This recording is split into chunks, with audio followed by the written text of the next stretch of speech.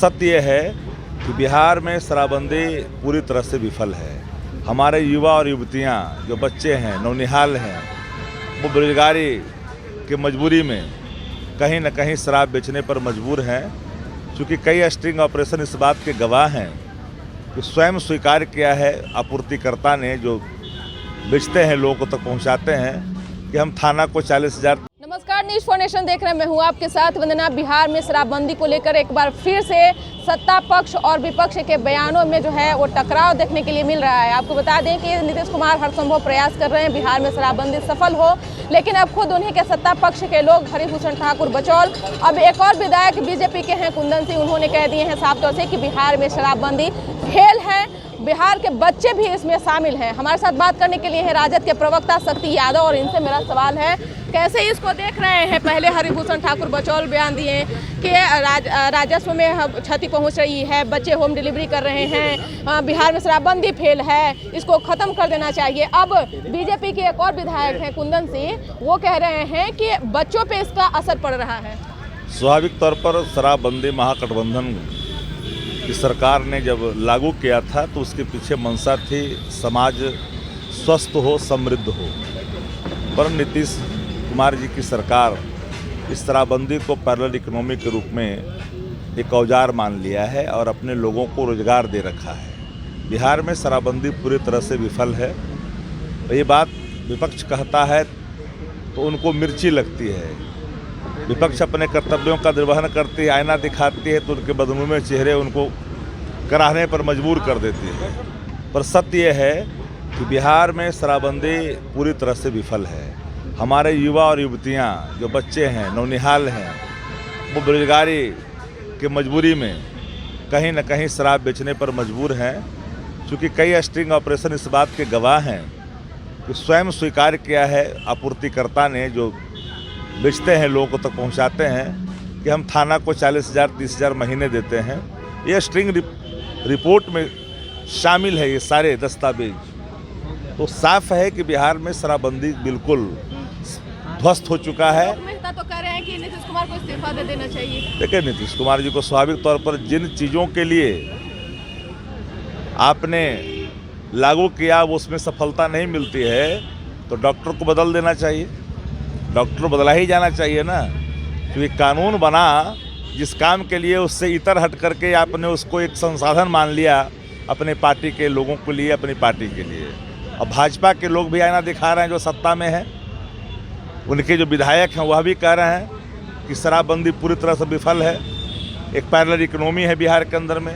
इसके बावजूद भी अगर नीतीश जी को समझ में नहीं आती है, अरे आप कानून को सशक्त करिए ना। मजाल है कि नीतीश जी चाह ले तो एक कतरा भी नसीब बिहार में हो, शराब की बूंदे नसीब नहीं होगी। लेकिन सरकार की इच्छा शक्ति ही नहीं है। सरकार चाहती है कि ये शराबबंदी लागू रहे, मेरी पैरेलल इकोनॉमी कहीं न कहीं कायम रहे। जो राजस्व खाते में जाना चाहिए सरकारी खजानों में, वो राजस्व सरकार के जेब तक पहुंच रही है। ये सवाल सामने है, इसलिए लगातार हम लोग कह रहे हैं कि शराबबंदी पूरी तरह से ध्वस्त है, कोई फेलुअर है। हर पैदान पर सरकार फिसड्डी साबित है। नीति आयोग की रिपोर्ट देखिए ना, 7 चीज़ों में नीचे से फर्स्ट हैं, फिर भी इनको समझ में आ रहा है बेमिसाल। किस बात का बेमिसाल? बेमिसाल है इसीलिए कि आप हर स्तर पर आप फिसड्डी साबित हो रहे हैं। जहाँ स्लेट चाहिए हाथों में बच्चों को, वहाँ अपने प्लेट थमा दिया। क्वालिटी एजुकेशन समाप्त कर दिया।